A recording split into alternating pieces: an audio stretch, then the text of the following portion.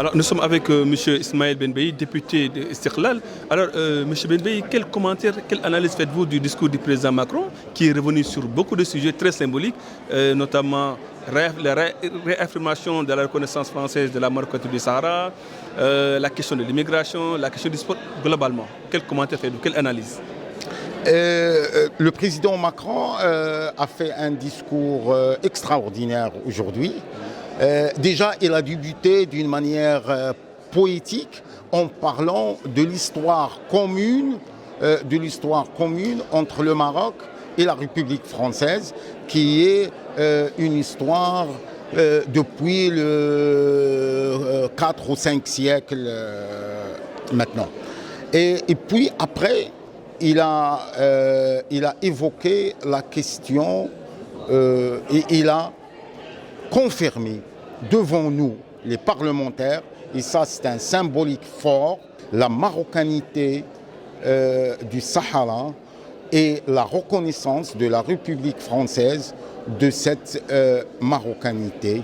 Plus que ça, il a donné un plan d'action à cette confirmation, puisqu'il a dit que les entreprises françaises, ils vont commencer à accompagner le développement de ces provinces. Et donc c'est un message fort au reste du monde, au reste de l'Europe, parce que la France, ce n'est pas n'importe qui. La France, c'est un pays parmi les 5 permanents du Conseil de sécurité. La France, c'est un pays qui connaît très bien la région, qui connaît très bien l'histoire de la région. C'est l'ancien, dans le cas du Maroc, c'était un protectorat, dans d'autres cas, c'était de la colonisation. Et donc, il connaît bien le dossier et il connaît que le Sahara est marocain. Alors, il a parlé de l'investissement au niveau des provinces du Sud, entre autres l'accompagnement du Maroc dans le cadre de la dynamique de développement enclenchée par le Maroc dans un contexte géopolitique compliqué. Alors, est-ce que ce discours de Macron aujourd'hui donne confiance aux Marocains pour davantage rester au Maroc, notamment les jeunes, sur l'immigration, je vais venir? Ou bien est-ce qu'aujourd'hui on s'attend encore à quelques problématiques qui vont se dessiner en termes de réalisation des promesses ou bien de la vision que Macron a déclinée en termes de livres? Je crois que le président français a parlé de cette question qui est épineuse, surtout ce qu'on appelle l'immigration illégale, et que le Maroc d'ailleurs il combat soit les Marocains qui veulent faire ça, soit nos frères africains subsahariens qui viennent au Maroc parce qu'il est proche de l'Europe et tout ça.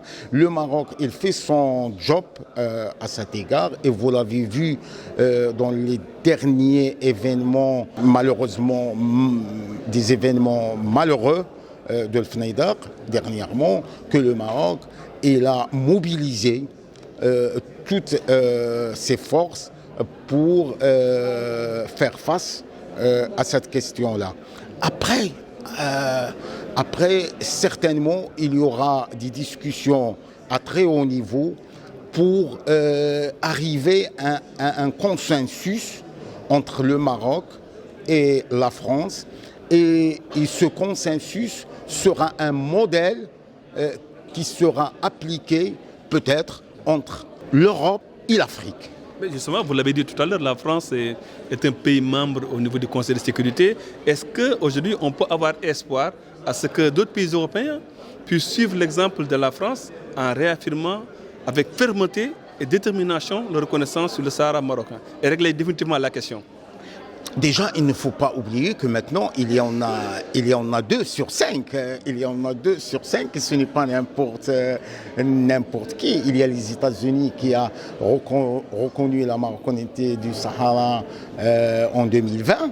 Et maintenant la France. Certainement, il y a maintenant 20 pays européens de l'Union européenne sur 27 qui reconnaissent. Donc maintenant, il ne reste que 7. Il y a maintenant des discussions très poussées avec la Grande-Bretagne qui ne fait plus partie de l'Union européenne, mais aussi c'est un membre permanent.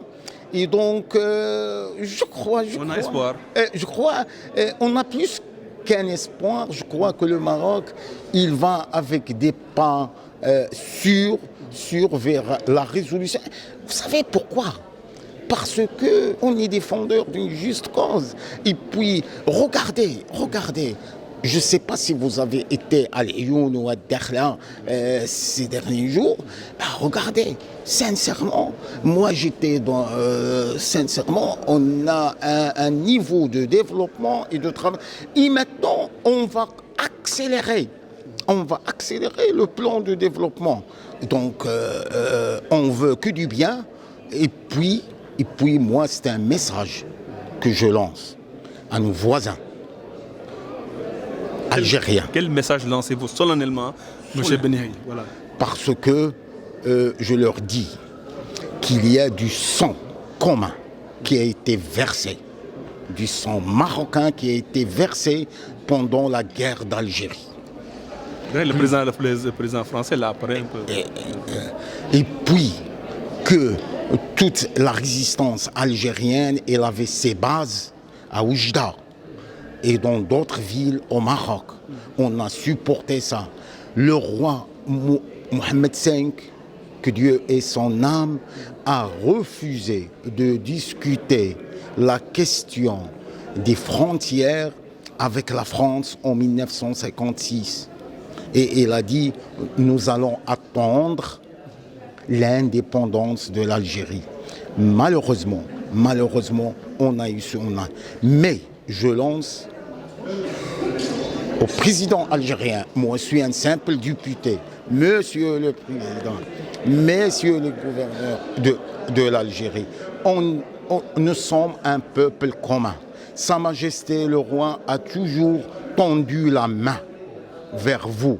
Alors s'il vous plaît, pour les peuples, pour le peuple algérien, pour le peuple marocain, pour les peuples arabes, venez faire la réconciliation parce que c'est la voie de la sagesse.